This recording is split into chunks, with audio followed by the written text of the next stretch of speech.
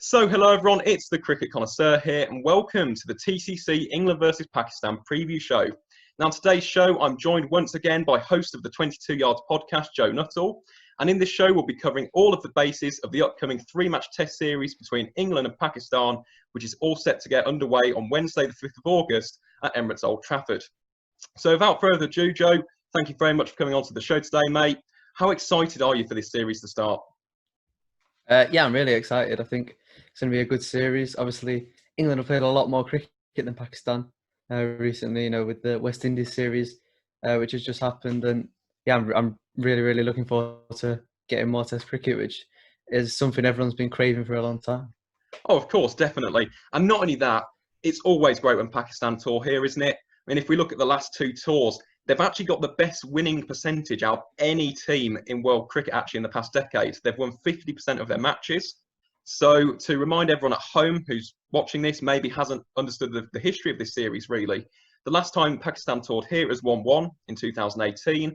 They came here in 2016 as well. That ended in 2-2, which included a 10-wicket win for Pakistan and a huge, I believe it was 330-run win for England at Old Trafford as well. So there's a lot at stake for this. Like, both teams show a lot of pride. Pakistan always seems to turn up in England. So yes, I'm really excited for this one. I think it's going to be a great series. So getting into the actual squads then, both squads have been announced. Obviously the lineups haven't been and the final squads haven't been announced for the day itself. But Joe, what do you make first of all of the England squad? Of the hosts, they're unchanged. Just to let you know, the reserves as well, we've got James Bracey from Gloucestershire, Jack Leach from Somerset. I believe we've also got Dan Lawrence from Essex, and the final one is obviously Ben Foakes as the backup wicketkeeper. So what do you make of that England squad heading into this match? Yeah, I think it's quite strong. I think there are question marks over a couple of people in there. Please expand. Well, firstly, I think Josh Buttler. I mean, we could talk for hours about whether he should be in the squad or not. Of course. For me, it's a bit of a strange one. I would like to see him in the white ball squad for him to find form and then maybe be brought back into the Test squad. But I think that 50 in the final, or England's final innings at Old Trafford, swayed them, didn't it? Has really sort of cemented his place for this series at least. So I think Josh Buttler has probably got himself a place in the whole series. I'll be surprised if he drops him now. But Ben Foakes, could have easily been in that squad. Could have, yeah. Other people, I think Don Bess, there was a shout for Jack Leach to come in ahead of him just because he didn't really, he didn't even bowl in the last test, did he? Did he bowl the ball in the first innings? He didn't have to, did he? Because we had Stuart Broad getting 6 for and then Woakes 5 for in the second, yeah. Exactly. That's not really his fault though, come on. No, of course, but, and his fielding was great as well, and he does offer some handy runs with the bat, but, you could make a case for him not being in there. But overall, I think that's a strong England squad. I think the only other person I would like to see in there is Dan Lawrence. Oh, definitely. I'd love to see him get a chance in Test cricket. And if there's an injury to sort of someone in the top 6, he's definitely the man to be brought in for me. But I think overall the squad's pretty strong. Can I ask about Dan? We'll start with Dan Lawrence. We'll talk about Don Bess as well, because obviously I do like Don Bess. We'll talk a bit about that battle between him and Leach. But talking to Dan Lawrence, where would you put him in that team then? Would you have him solely as an injury replacement for the likes of Root or Pope, for example? Or would you potentially swap him with Zach Crawley at 3? What are you thinking of with regards to Dan Lawrence? Well, personally, I would actually have him in the side. I think he's got to play, over Zach Crawley. Not because Crawley's, not scored any runs. I actually think Crawley's made a good start to Test cricket. But I think of course, England have to have some consistency, but, it's sometimes good to rotate players, especially in the Test Championship. They've got to try different formulas against different sides. And I've always been a big advocate for picking sides based on your conditions. For example, Keaton Jennings might open the batting in the subcontinent because he's good against spin. Good point. As an example, so maybe Dan Lawrence, not necessarily in these conditions, but maybe Dan Lawrence gets a go in there. Personally, I would bat him at 4 and move Root up the order to 3, where Root did do well the other day. I think Root can bat either 3 or 4. I don't think, obviously he will have a personal preference, but I don't think it affects the balance of the side too much. I would probably bat Dan Lawrence at 3, and I would like to see him get a chance. Come the end of 2020, I would like to see him get a chance in Test cricket. Of course, depending on if there are any more tests played this year. Of course, yeah, big if, obviously, with the pandemic going on at the moment. But yes, I agree. Dan Lawrence, what a wonderful young player he is from Essex. Yeah, he's phenomenal. Absolutely, yeah, phenomenal. Great way of describing him. It's as simple as that. But yes, I agree with that. The only thing with Joe Root, obviously, he said personal preference. He seems to prefer 4, doesn't he? Even though he can bat at 3, he got the 68 not out, didn't he? In that second innings against the West Indies. But I don't know. Maybe that could be an option, though. We'll see what England go with. So away from Dan Lawrence, we'll touch upon the first point you actually made, which was regards to Dom Bess and Jack Leach. Now, just to give you the stats with Jack Leach, his Test career so far, 34 wickets, an average of 29.02 with a 60.9 strike rate. Now, if you compare that to Dom Bess has played 7 matches, I believe he's got 16 wickets at an average of 33.43 and a strike rate of 78.6. So realistically, the stats do back Jack Leach. However, what I will say about Dom Bess, I'm a big advocate of him being in the England squad. Remember that there's like a 6 or 7 year age difference between them. Obviously, Jack Leach has got more experience. And the fact with Dom Bess, if we actually have a look, funnily enough, he made his debut against Pakistan, didn't he? 2 years ago at Lord's, scored 57 in that match. I think he'll be buoyed with confidence from that past performance. But in addition to that, I said this in I believe it was my second West Indies preview show. With regards to his line is perfect for a spinner. It's absolutely magnificent. The only problem with Dom Bess at the moment has been his length. And there was a fantastic comparison on the Sky coverage between him and Nathan Lyon. Nathan Lyon, obviously, arguably the greatest spinner in Test match cricket at the moment. I think there's a strong argument for that, to be honest. Yeah. But they compared Nathan Lyon's length at Old Trafford and Dom Bess's length. Okay, Nathan Lyon hit the good and full areas, which are perfect for Test match spin, 92% of the time. Okay, compare that to Dom Bess, who was hitting it 86% of the time. So that's a massive, massive difference. That's 6 in every single 100 deliveries, going either too full or too short. So that is something he needs to work on. With that being said, he did actually work on it a bit. He did, and I saw that in the second innings of the West Indies match. He did perform a lot better. That wicket to dismiss Jason Holt was absolutely magnificent. Just got a nice bit of flight, lovely bit of turn, great celebration as well, gave him a little bit of a send-off. But yes, I do like Dom Bess a lot. And I just think when you're a young spinner, I think England have to have faith in him. He can score runs as well. He got a couple of 30-plus scores in that West Indies series. I've already mentioned the 57 against Pakistan. For me, I would keep him for at least this match at Old Trafford, if not for the series as a whole. But obviously, Joe, what are your thoughts on Dom Bess? Would you swap him out, or are you willing to give him a bit more time? I mean, like you say, the stats back Leach. There are other spinners, who we're not considering. Amar Verdi, I know you're a big fan of him. Huge. He's one. Matt Parkinson, I'm a big fan of him, being a Lancs fan. Oh, obviously, he's injured at the moment. Yeah, he would have been good, though, I think. He would have been a good option, yeah. Leg spinner, which is a little bit different to what England have had as well over the years, But, yeah, I think Dom Bess, for me, Dom Bess will keep his place in this series. I think he'll play the whole series, unless he genuinely has an awful time. Unless he doesn't get a wicket and gets absolutely smacked around the ground. But I think he will probably keep his place for this series. I think Jack Leach should probably go and play a little bit for Somerset. I feel like he's being wasted just effectively sitting on the bench for England. How is he going to ever get back into that side if he's not playing cricket and taking wickets? So I think for me, Jack Leach should go and play a little bit of county cricket. But yeah, I think Dom Bess will keep his place in the side. And I also think he offers a little bit more with the bat. And obviously that England aren't going to be prioritising that. But I think that will be in the back of their minds as well. Right now, England don't actually bat that deep. I know Stuart Broad's got runs, but Jofra Archer has not got any runs in Test cricket at all yet. Jimmy just plays reverse sweeps, really, doesn't he? And beautiful, they're class. Beautiful shot, yeah, they're class. But yeah, I think the fact, obviously Jack Leach has got a 92, but that was in completely different circumstances opening the batting. And obviously he had his head in the heroics as well. But I think England will be bearing in mind Dom Bess's batting ability as well, which, is proven in Test cricket. He's got a 50 and a few other good starts as well. So I think Bess will keep his place in the side. And, Jack Leach definitely should be back at Somerset because I feel like he's being wasted here for England. Yeah, I completely agree with that. Jack Leach does need to be playing games. It's as simple as that.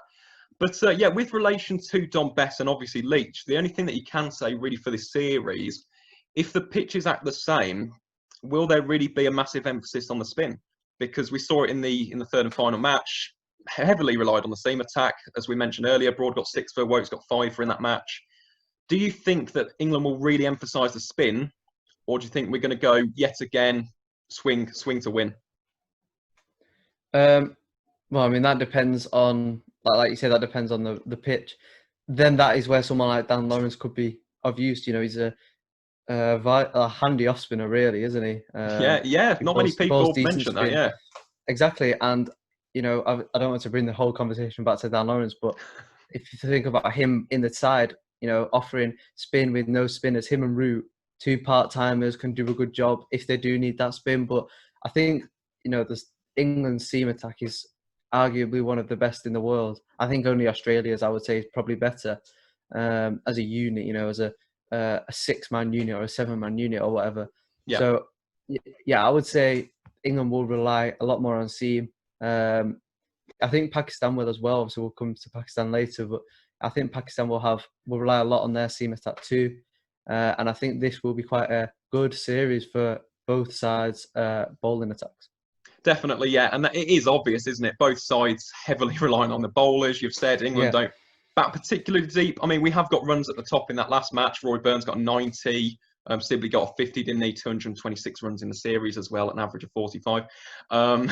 We got Joe Root scoring runs. Ben Stokes, obviously, with that magnificent 170 odd. Ollie Pope got a 91, which was fantastic as well. But yeah, definitely a couple of early wickets, and realistically, both sides are prone to collapses, aren't they? That's realistically. The thing. Yeah, that's the thing. And you know, obviously, Crawley got runs as well in the first test. Did he get 75? Did he get?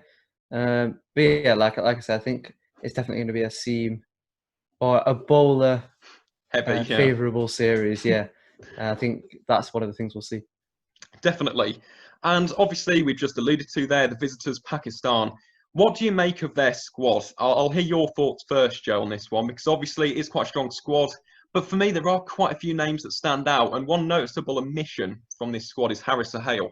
Now, this was due to family reasons, also with Mohammed Amir, because obviously he had his wife had their second child, so that's fair enough. But what do you make of their squad? Do you think they're strong enough to get a result out of this series? Yeah, I think, you know, you touched a little bit upon it at the start about how Pakistan have done so well in England, and I think their squad is quite favourable to English conditions. You know, obviously Babar Azam is one of the best batters in the world in all 3 formats. I would put him in the same bracket as your Kohlis, your Smiths, your Williamsons, people like that. You could easily put him in their kind of standard. You know, I agree with that. Starting to break through in Test cricket now. He scored 100 in Pakistan when Test cricket returned there. So I think obviously he's sort of their main man. And yeah, I think the whole way through they've got a strong squad. You know, in the bowling attack as well. I think Mohammed Abbas is obviously brilliant in England. I think he's when I referred to sort of Pakistan are made for English conditions, he's the main sort of bowler. You know, he's had spells at Leicester. He would have been playing for Notts this year. You know, pre-coronavirus. So yeah, I think he is probably their best bowler in these conditions. I also love Shaheen Afridi. Yes, I think he's a great choice. bowler. You know, I love watching him in the World Cup. You know, obviously a different format, but you know, during the World Cup, I think that was probably his sort of breakthrough year, 2019. I would say, in sort of where he burst onto the scene. Did he get a 5 or did he get a 4 for Edgbaston against New Zealand? I can't remember. He got 3 for 29. I was there. Oh, was it 3? I should remember that. Oh, well, there you go then. So yeah, I mean, I remember him bowling really, really well at the start of that innings. So I think he's going to be key. And Naseem Shah as well, you know, he's a great bowler as well. So yeah, I think, you know, we'll see some strong like sort of resistance from Pakistan. Obviously, England, like I alluded to at the start, have played a lot more cricket. So, you know, that's going to play into England's hands a little bit. But I think Pakistan will have a strong series, and I could see them maybe causing a few not necessarily an upset as such, but I think they'll definitely do really well. Yeah, so I don't think it would be an upset because as we've alluded to, Pakistan 50% win rate since 2011 against England in English conditions, magnificent. Crazy, yeah. It's double New Zealand's and almost double Australia's, so wow. Incredible from the men in green. But we'll start with the seam attack, because obviously this Pakistan seam attack is what really excites me. And you've already mentioned, arguably, their talisman for this series, Shaheen Shah Afridi. He's the name on every single person's lips for this series. You said in that World Cup, if there's one thing that I can say about Shaheen Shah Afridi, which is such a high compliment, which you could pay to the real elite bowlers in this sport, you would pay to watch him. It's as simple as that. Yeah. He's quick, he's sure. dynamic, he's consistent, he's absolutely electric, and he just provides all of this energy and dynamism to that Pakistan team. So for me, he's going to be a real vital asset to that Pakistani seam attack. And looking at his Test career as well so far, he's played 8 matches, 30 wickets, average of 27.96 with a strike rate of 53.5. And let's face it, these are not on particularly good seam-heavy tracks. No. He's done this in Karachi, he's done this in Rawalpindi, and he's done it in Abu Dhabi as well. It's incredible, isn't it? Yeah. I mean, he's going straight to the top. Let's be honest. Like he's going to be one of the leading bowlers in all 3 formats. You know, especially if he manages his fitness well. He's not had any big injuries yet, but obviously all fast bowlers, there's always that danger of them getting injured. You know, if he manages his fitness and looks after his body well, then there's no reason why he can't be, you know, like a 400, maybe even a 500 Test wicket taker. Dare I say it? You know, but yeah. Why not? I mean, how old is he? Like 20? He's 20. He's 20. 20. There you go. 20 so he's this got, year, yeah. You know, he's probably got at least 12 years at the highest level, probably more. You know, as I say, if he manages his fitness, and yeah, I just think he's great. And like you say, you'd pay to watch him. You really would. And he'd walk into any international side in the world. He'd walk into any county side in England. Well, he did Hampshire, didn't he? Yeah, exactly. So, yeah, like you say, you pay to watch him. Yeah, and that is the greatest compliment you can ever give a bowler. Yeah. And I always used to remember, my family members used to tell me that they'd pay to watch McGrath, or they'd used to pay to watch Lee or Akhtar. And yeah, I kind of understood that with Afridi. He was absolutely magnificent. And we've also mentioned Naseem Shah, 17 years old, the youngest bowler in Test history ever to take a hat-trick. Took that against Bangladesh at Rawalpindi last year. To give you some stats from him, 4 matches, 13 wickets, 26.84 average, strike rate of 46.2. And in addition to that, he bowls rockets, 88 to 90 miles an hour. Lightning, he does. He's absolutely ridiculous. He's a kid. He's 17. He's a teenager. And he's bowling up there with the likes of Jofra Archer, Rabada, all of these absolutely electric seamers. He's a real talent for the future, isn't he, Joe? Yeah, I mean, that's another one. Pakistan's bowling attack is, imagine those two opening the bowling in all 3 forms for literally the next 10 to 15 years. I mean, that is scary. That is genuinely scary. They could genuinely take Pakistan to the top, you know, all 3 forms. And, you know, like you say, he literally bowls absolutely lightning quick, doesn't he? You know, I mean, he's younger than us, and he's bowling. Yeah, that's terrifying. That is, it really is, isn't it? Like, that is crazy. You know, he's bowling like 90s, and I think that's going to be another interesting thing, is seeing the genuine quicks of this series. You know, Archer, Wood for England, you know, and him for Pakistan. I think that's going to be really, really interesting to see how that, you know, how they come along, because realistically, Wood bowled absolutely quick, absolutely rapid in the first Test against the West Indies. Archer probably wasn't as quick as he would have liked. No, he wasn't. Yeah, I will say that. Yeah. Yeah, I think fatigue was probably a big part of that. Yeah, and that's understandable. Obviously, he had a break, missed the second Test.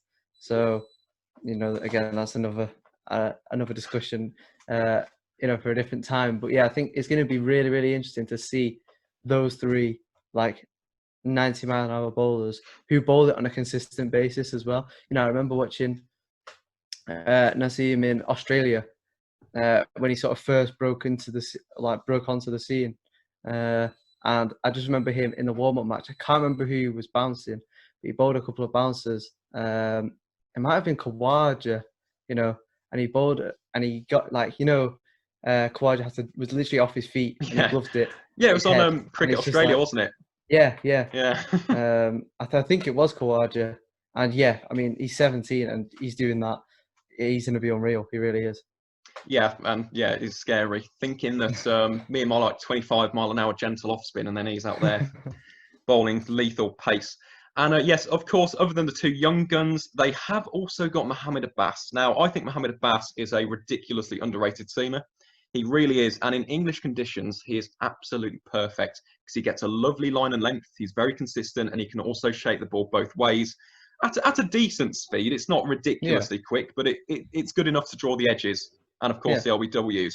But just to give you Mohamed Abbas's stats, 75 wickets in 18 matches, an average of 20.76. That is elite level average. That is unreal. It is. And yet no one seems to talk about him. With a strike rate of 50.8, Abbas simply in England. Now, this is terrifying for any England fans out there. 2 matches, 10 wickets, 14.2 average, strike rate of 34.2. Wow. He's a seriously good player. And I just wanted to ask you, Joe, how do you think England can combat Mohamed Abbas in this series? Because he's going to be a real lethal strike weapon for the men in green. Yeah, I mean, he is a very English seamer, isn't he, really? Of course, yeah. If you think about it, he is a really English-style seamer. And, to answer your question, I think it is going to be tricky. You read his average out in tests in England is 14 point something. I mean, 14.2. That is just, 14.2. That is just unreal. Like, it's literally like, for example, 3 boundaries and then he gets a wicket, effectively. Yeah, it is. 3 boundaries and a couple of runs and he gets a wicket, really. And it is going to be really, really hard for the England batters to face him. I think the experience of Root and Stokes will be crucial. If you think their openers are fairly young or fairly new to Test cricket, in Burns' case, and then Crawley as well if he bats at 3, and then have Root coming at 4. He's just going to steady them. Maybe England a 10 for 2 or something. Having Root coming in at 4, Root would have had experience facing Abbas before, and I think, but it's going to be very, very tricky, really, isn't it? It's hard to know how to play a guy when he's like bowling that well in England. So it's going to be very, very tricky. I have a suggestion though, because obviously as a fan of Mohamed Abbas, I have also seen him come under pressure, and I've seen him come under pressure on 2 occasions in particular. One of them was in 2019 at Newlands. Aidan Markram played him absolutely magnificently. And the second was 2018 at Grace Road. I was there in the stands watching Warwickshire beating Leicestershire in our Division 2 days, which weren't great. But Chris Wokes scored 73 not out in that game and played him absolutely magnificently. And the thing that really stood out to me in both these innings was proactivity with the footwork. Yeah. So what I mean by that, if you look at this, SuperSport did a fantastic analysis of Aidan Markram in that Test match. He came down the track just a couple of steps. He proactively changed the length of Mohamed Abbas's delivery stride, which was it's genius. And we saw it in the West Indies match as well. We saw Ben Stokes and Ollie Pope try to do it to Jason Holder. I really want England to try that. Even if it doesn't pay off, if you're just going to be pinned in the crease, Mohamed Abbas is going to tear through England like, I don't know, nothing. There's going to be no resistance. He's going to pin you LBW or he's going to draw your edge. I want England to come down the track, not charge down recklessly like you do against a spinner, but just take a step outside the crease. Make him change his line, make him change his length, make him do the thinking instead of him thinking that he's got the upper hand. Yeah. So for me personally, England have to do that. And if England can do that, we could change the entire face of an innings, but obviously that's up to the batsman to do. But yes, that's just my 2 cents with regards to Mohamed Abbas. No, that's a really good point. To be honest, I thought you were going to suggest Chris Wokes opened the batting when you first mentioned his name. But no, that is a very good point. We've seen Stokes do that a lot. Like you say, and Pope do that a little bit as well against the West Indies. And I think someone like Stokes is just comfortable doing that. When you're that good. Oh, of course, yeah. I couldn't, to be honest, I don't really see someone like Sibley doing that. Oh, he won't, no. Doing that. Basically, based on the fact that it will ruin their little quirks and their little technique. But Stokes changes it every ball sometimes, doesn't he? Could go over and do 6 different trigger movements. So that's definitely something he might do, something Root might do. So Crawley is another one. So I think that would be a really good way to combat Abbas, and even just walking across your stumps, just to try and access the leg side, because realistically he's going to pat the offside. Oh, of course he is, yeah. He's probably going to go, 4 sips and a gully, maybe 2 gullies if he's pushing it. Get the fly slip in as well. Get them all in. Why not? Why not? So there's going to be runs leg side if you can access that. And I thought genuinely that's a really, really good suggestion. So I mean, you need to be working for England really with a suggestion like that. And I'm just saying, if Trotty and the England coaches want to hire the Cricket Connoisseur, just email at thecricketconnoisseur@outlook.com. But cheeky plug for the email. But yes, obviously moving aside from the seam attack, we forgot to mention Sohail Khan as well. Sohail Khan goes very much under the radar, has been absolutely fantastic in their practice matches in Derby. I believe he got 11 wickets in the two matches, including 2 fivers. So he's another one. Let's say Shah, he's a young bowler, he needs a rest. Bring him in, could be a good like-for-like replacement in that regard, or for Abbas. Hopefully for Abbas if you're an England batsman.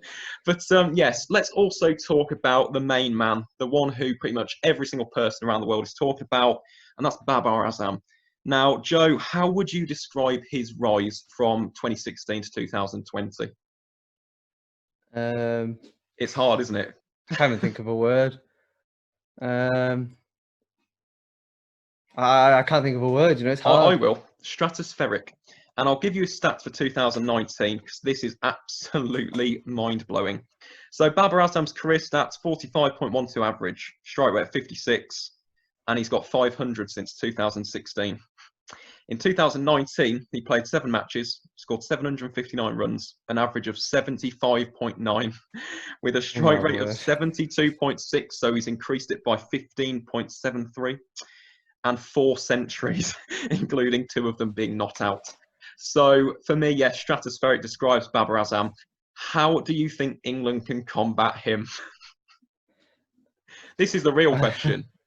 How do we? The thing is, we know he's good against a rock solid new ball, and he doesn't open the batting. Most likely, he won't open the batting in this Test series. But you know, in T20 cricket, I know it's again different format, but he opens the batting there. I think he's still the world number 1 in T20, and he's quality against a hard new ball. So if Pakistan lose a couple of early wickets, he's going to be fine.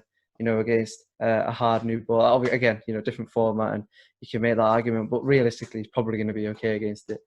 If Pakistan put on some good runs and he comes in, I don't know when they're. You know, at the score at 200, he's going to score runs. Realistically, he's going to move the scoring along. I actually think Archer is going to be the key. I would agree. Someone like Archer, just because he has the ability to, purely because of his pace, really. Not that Babar Azam isn't good against, you know, absolutely rapid bowlers like Archer, maybe Wood as well. But I just think Archer's ability to bowl 90 miles an hour his ability to bowl 90 miles an hour is going to be crucial.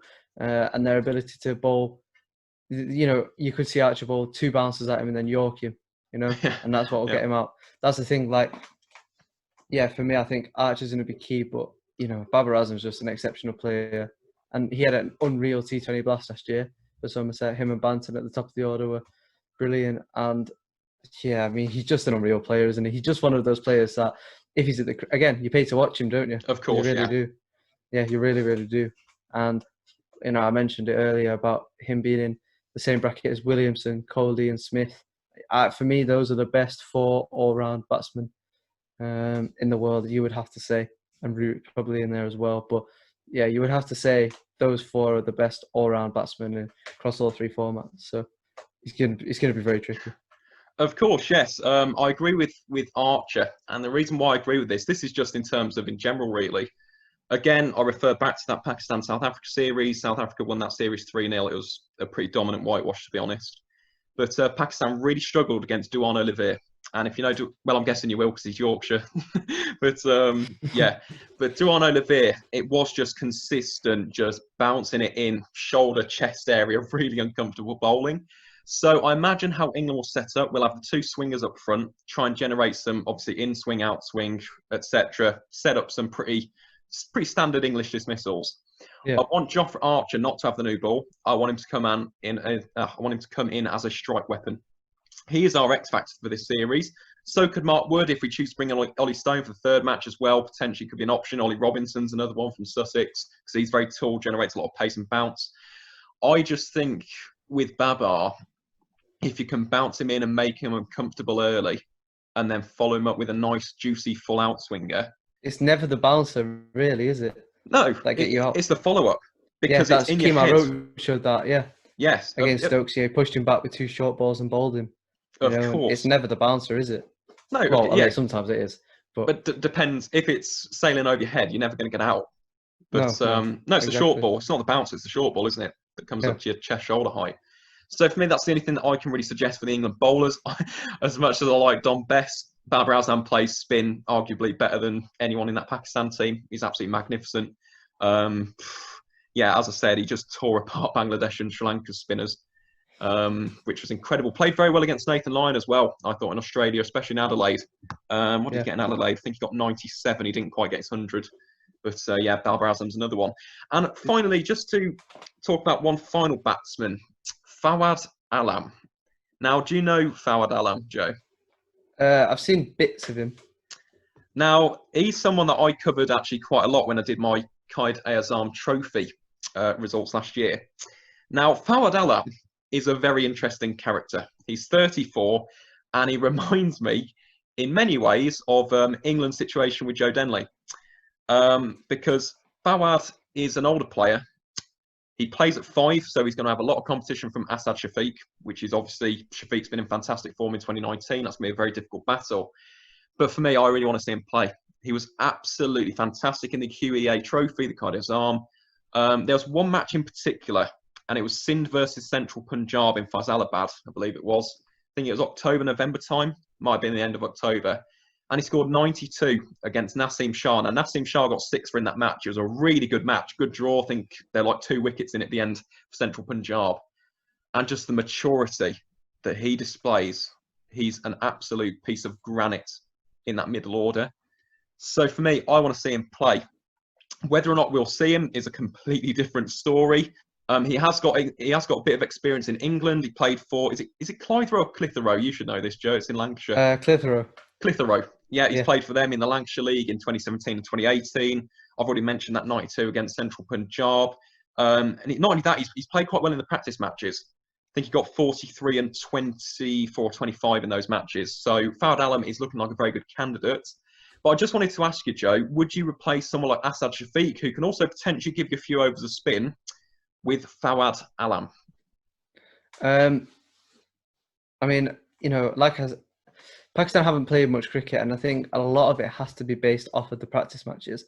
But Asad Shafiq is he's a very, very good player. Like you say, he can offer spin as well, and he has been in good form. So for me, he has to play just because of the form he's been in Test cricket. You know, nothing against Alam. You know, like you say, he's a very, very good player and has scored runs and has played in England as well before. As Asad Shafiq has. That's a bit of a tongue twister, isn't it? Yeah, but he has to play, I think, Asad Shafiq again. You know, like I say, he's a great player, and that competition for places in that middle order for Pakistan is really good. You know, Mohammad Rizwan could bat up the order as well a little bit. You know, he will most likely take the gloves, I would say. We'll talk about that in a bit. But yeah. Anyway, I think Asad Shafiq for me should play in the first test, and you know, if he doesn't get runs in the first test, then leave him out. You got to be ruthless. It's international cricket, isn't it? That's where I think England went wrong with Joe Denley. They weren't ruthless enough, and you know, I guess you can say it's like sort of the reverse with Shafiq, isn't it? Dropping the younger guy for the older guy. But you know, if he doesn't score runs, you've got to be ruthless and leave him out of the side. So he's got to play, I would say, in the first test. So it pains me to say that I agree. But if there was a way of getting Fawad Alam in there, I would, because I love him. He's an absolutely amazing player. He reminds me, as I said, he reminds me a bit of Denley, but he's also got shades of Gary Balance or James Hildreth. Because in terms of his first class, he has dominated Pakistan for like the past 5-6 seasons. He's got 12,000 first class runs in Pakistan. And I said it, he averaged 71 in last year's QEA Trophy, which, to be honest, I will say some of them were very flat tracks. In particular, I think Abbottabad was pretty flat, and I think Rawalpindi was at times as well, if I'm not mistaken. But yeah, I still think he's a fantastic batsman. If they can get him in there, I would have him. But yes, moving along from obviously our thoughts on the squad, let's talk about obviously the starting 11s. It's a massive, massive dilemma, isn't it, for both teams? We'll start with the hosts, England. Who are your starting 11 for the first match at Old Trafford, Joe? So this is assuming that Dan Lawrence isn't in the squad. Well, he's in the reserves. Yeah, good point. Yeah, but if he's not, this is assuming he's not in the squad. I'll probably obviously going to stick with Burns and Sibley. Can't drop Sibley, can you? The form he's been in. Incredible. And then Zach Crawley. Zach Crawley's going to probably about 3. I would say Root at 4. Stokes at 5. Hopefully, I don't know if he's going to be fit to bowl. Do you know if he's going to be fit to bowl or not? I've not heard. Literally, Stokes. I've not heard anything about that. He should be, because I believe he said it in a post-match interview. Saying that though, Stokes is like that, isn't he? He could have his leg hanging off and he'd still want to bowl. He said that his groin problem had got a bit better, so I think he could have a bowl. So hopefully he does, because that's obviously if he's going to be. He's the sort of person where England need 3 wickets to win in 5 overs. Stokes will do it for you. He's the sort of person to do that. Reminds me of South Africa, Cape Town, second Test match. Yeah, exactly. Yeah. Exactly. So probably Pope at 6. Butler at 7, I would say. And then this is where it gets interesting. Yes. Do they play Dom Bess or not? I think they probably will, just because you can't take that risk at Old Trafford. You looked how it was turning in the second West Indies test. And the third with Cornwall. Cornwall was getting quite a lot of turn, wasn't he? Yeah.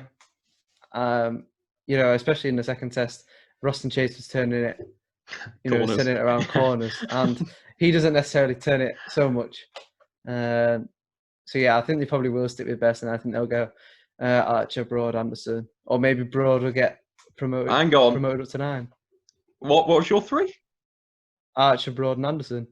I thought you'd say that. Now let me change your mind in 2 sentences. Chris Woakes has to play. Chris Woakes has to play. I'm going to change your mind here, Joe. This is going to be absolutely incredible. Right, Chris Woakes versus Pakistan. Right, 5 matches, 34 wickets. 30 wickets, sorry, I misread that. 34 maidens, which is still very good. But 5 matches, 34 wickets, average of 16.93, including 2 5-wicket hauls and a 10-wicket haul at Lords. That's what I was going to say. How many of those tests were at Lords, though? Surely it was 2. 1. Oh, yeah, you're right. Yeah, it was 2. Yeah, 2018 Must as well. Must have been 2. Yeah. Hang on. Let me change your mind again. Because he did take 7 at Old Trafford. Uh-huh. And he took 5 in the last match. He looked absolutely lethal against the West Indies. I would still go with Anderson just because I might be a bit biased. How can you drop Chris Woakes? And this is the Lancashire-Warwickshire argument, isn't it, realistically? Yeah, this is the thing. Realistically, you're going to go for Woakes. I'm going to go for Anderson. The only reason I wouldn't go for Anderson is if he's not fit. I just think Broad and Anderson, it's tricky, isn't it? Maybe I would go for Woakes. Maybe I have changed my mind. I honestly, this is Warwickshire bias to one side now. I'm thinking purely for England. How can you drop a guy who was generating pretty much the most swing out of anyone in that third test? Took 5 wickets in the second innings, which resulted in us winning the game. I've mentioned his test match history against Pakistan. That's staggering, 16.93 average. In England, again, he's magnificent with the Duke's ball. I can't see how we don't play him. Have him and Broad opening the bowling, surely, Old Trafford. It's so tricky. I'll go. My team is as Archer, Broad, Anderson / Woakes, and we'll see. I'll leave it open. This is turning quickly into like. If Anderson does play, then I think Broad could get a promotion to number 9, and Archer could be dropped down the order because Broad deserves it more than Archer. Let's be honest. Yeah. But yeah, that's not as relevant for those 3. But yeah, it's going to be Anderson or Woakes. I'll give you mine. Give you my 11. Pretty much the same, but Woakes instead of Anderson. I would like to see Ollie Robinson get a chance as well. I feel like he's deserved this chance. I mean, I was watching highlights of him for Sussex literally this week, and he was taking wickets again. I would have loved to see him get a chance. I don't know who would displace in the side because Curran's probably ahead of him, and Craig Oakes is probably ahead of him. And Wood's ahead of him. So he's literally it's like 7th or 8th on the pecking order.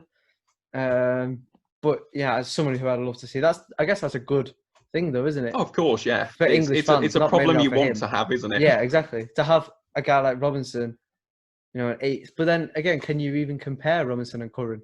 Because Curran's, I mean, Robinson come back a little bit, sure, but Curran's more of a genuine all-rounder. Maybe you would put Wokes and Curran in the same bracket.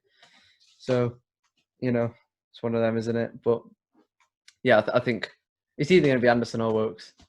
I will just provide some devil's advocate for Jimmy Anderson. Obviously, he's a legend, 500, 91 test wickets. Incredible.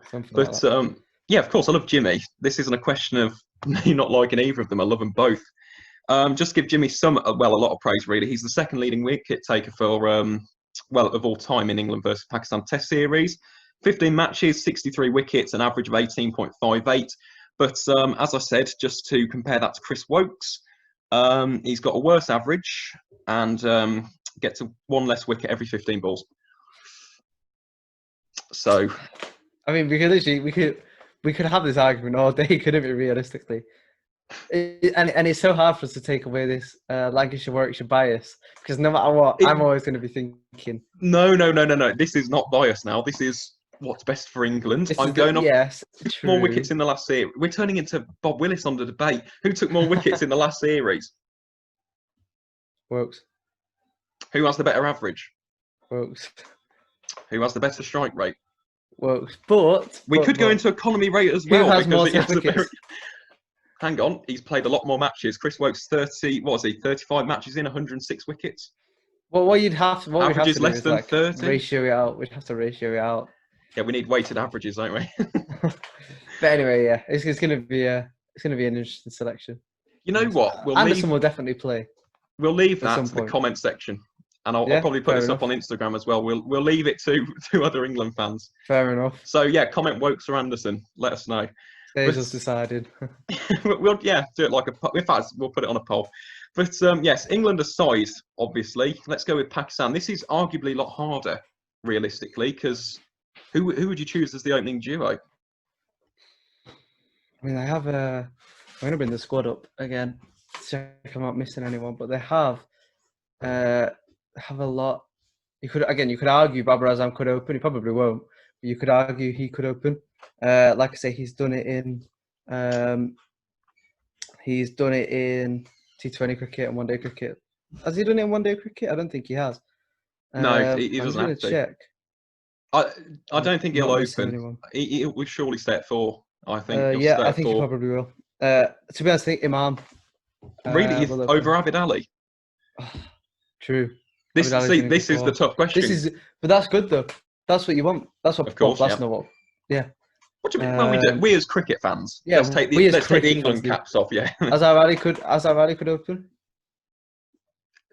Could open. And then you put Fawad Alam in at 5 or 6. Interesting. It's so tricky. Who else?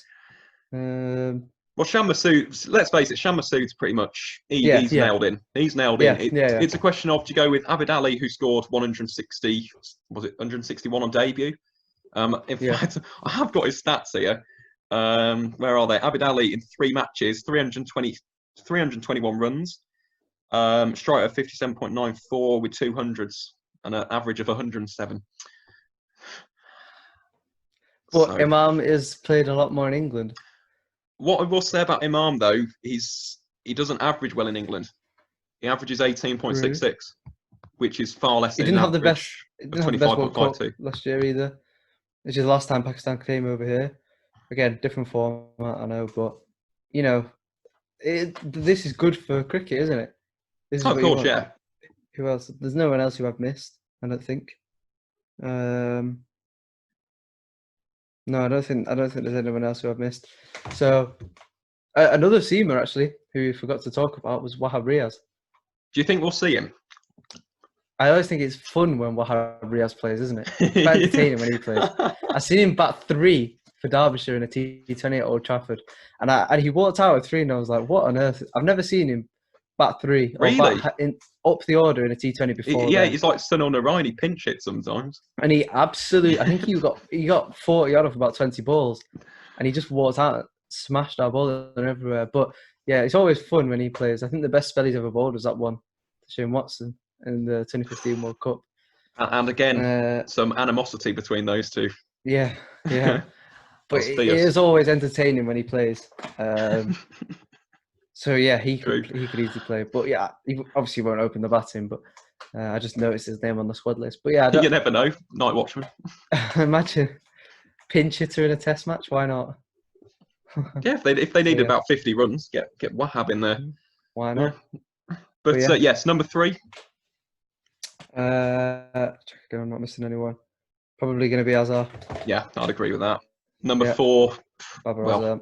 Yeah, we've spoken a lot about Babar. 5. I'm guessing Massad. Yeah, I know you don't want him.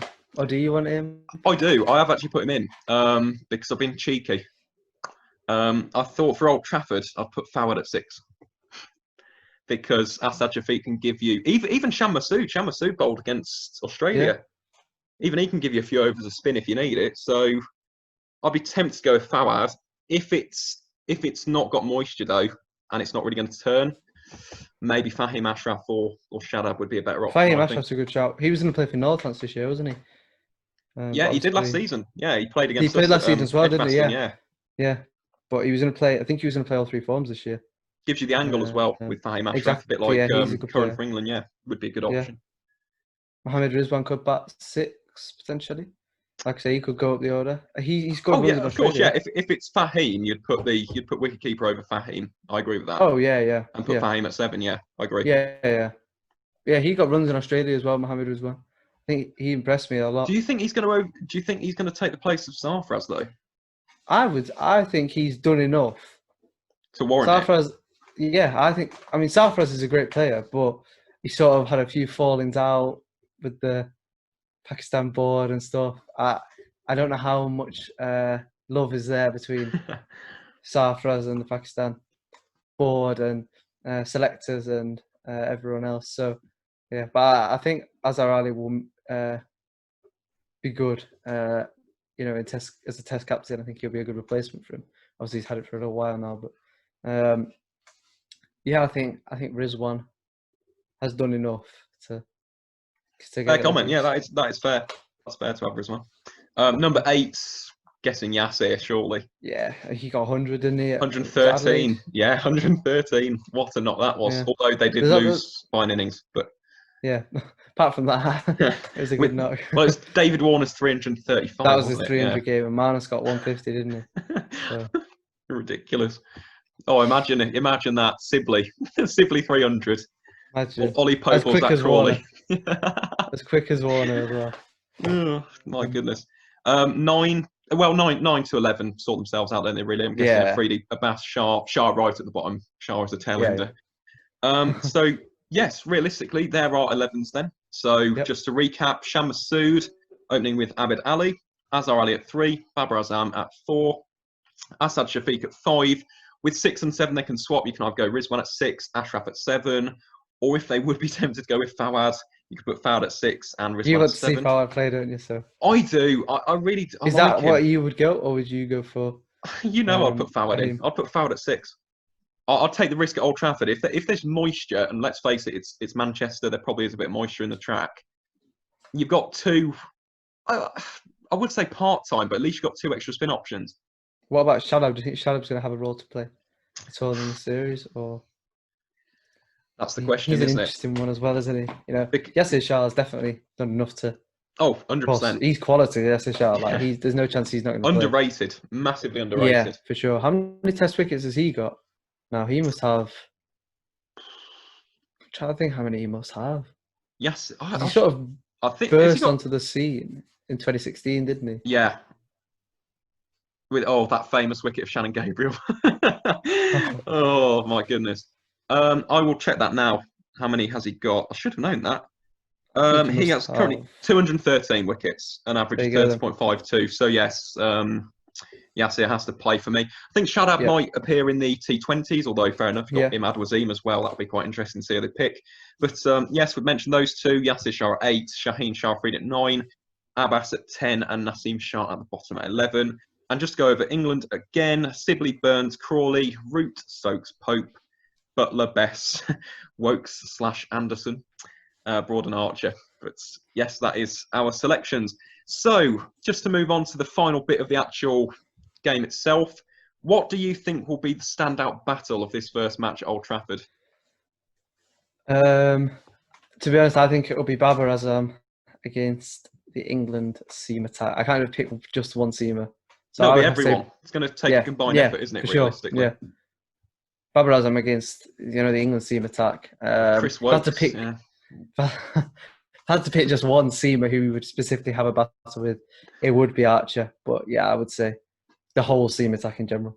Yeah, I agree with that. Definitely, Archer's going to be absolutely vital. We need him bowling high 80s again. I mean, in that third match, he was bowling 83. It's not enough if you're not going to swing the ball.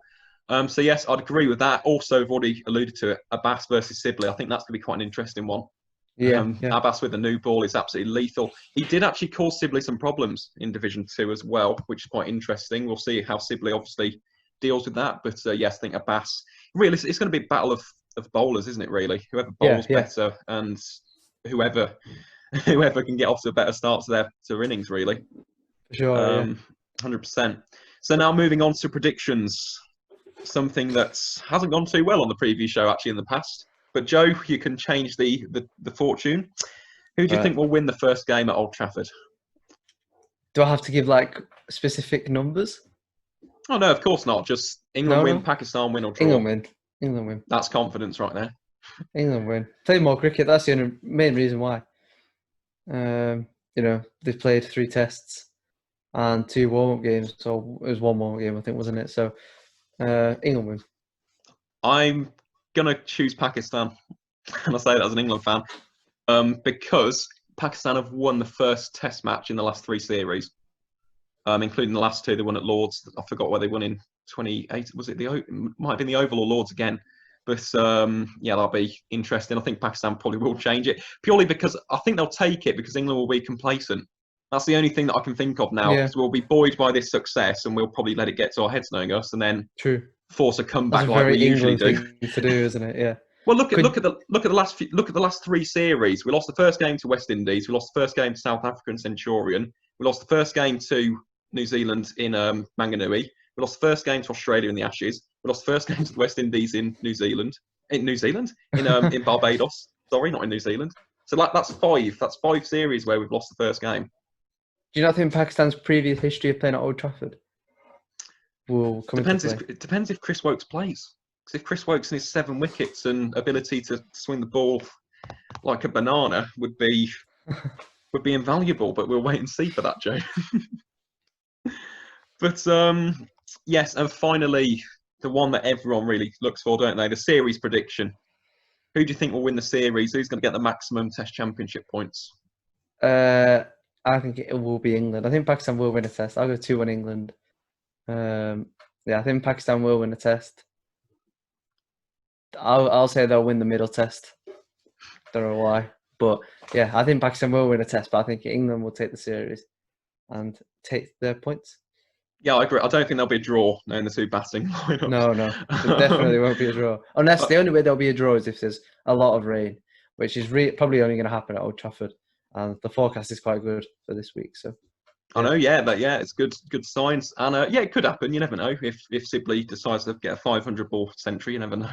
Could do. But yes, I think I'm going to play devil's advocate. I'm going to go 2 on Pakistan, just because I think it's fair. If you're going 2 on England, I'll choose the opposite. Obviously, given Pakistan's history in England, they have been fantastic. They've got fantastic seam attack. They've got great spinner in Yasir Shah. And as I said, if Shah Massood, Abid Ali or Imam, whoever opens for them, can get them off to a good start, they've got the weapons, haven't they, in the arsenal to really finish England off. So I'll go 2 on Pakistan. The inner England fan wants me to be wrong, so we'll wait and see. But yes, just play devil's advocate. 2 on Pakistan. I think the men in green will take this series. But yes, that is pretty much it for the show today, Joe. Do you have anything to plug or promote just before we end? So you can check out my podcast, the 22 Years Cricket Podcast. I have a few episodes on Spotify, which are I'm working on getting them all up. You can listen to it at 20years.podbean.com. And all my episodes are on there, 2 of them with Aaron. And also gonna get them up on YouTube soon as well. So, but yeah, thank you for having me today, Aaron. It's been a pleasure to be back on, and yeah, thank you. Yeah, no problem, Joe. As I said, you're always welcome on. Obviously, we have some good debates, some very good conversations as well, I must say. We'll probably get you back on for another preview show in the series. But yes, that is us. That is us done, really, Joe. So thank you very much for coming on. As I said, it's always massively appreciated. To everyone who's watched this on YouTube, thank you very much for tuning in, as always. And as always, guys, enjoy the rest of your day.